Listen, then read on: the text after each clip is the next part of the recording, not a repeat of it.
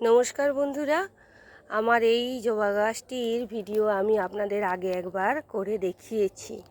দেখুন, সেই সময়ও কতগুলি কুড়ি ছিল, ফুল ফুটেছিল।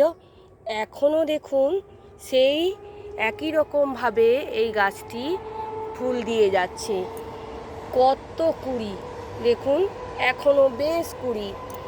সবাই বলে যে জবা গাছ শীতকাল এলে সেখানে কুড়ি কম আসে, ফুল কম হয়, কিন্তু আমার এই জবা গাছটি দেখুন, কুড়ির কিন্তু অভাব নেই। রোজ আমাদের ঠাকুরের চরণে এই ফুল আমরা দিয়ে থাকি।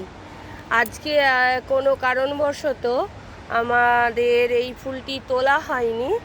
যাই হোক, তোলা হয়নি বলে গাছটিতে এতগুলো ফুল ফুটে আছে, দেখতে অসাধারণ লাগছে। এবং আমি এই গাছটিতে কিন্তু সেরকম কোনো খাবার দিইনি। আপনাদের আমি আগে বলেছিলাম যে এইখানে আমি শুধুমাত্র ফুল যখন চলে আসে তখন ফসফেট ও পটাশ সমৃদ্ধ খাবার দিই।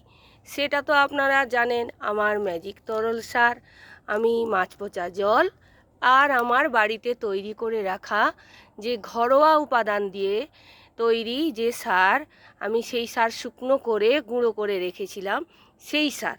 আর কিচ্ছু না বন্ধুরা, আমি আর কিচ্ছু দিচ্ছি না।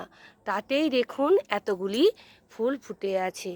তা কেমন লাগলো এই আমার গাছটিতে ফুল ফুটে থাকায়, কেমন দেখতে লাগছে?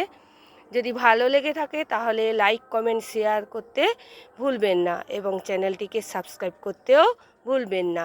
নমস্কার।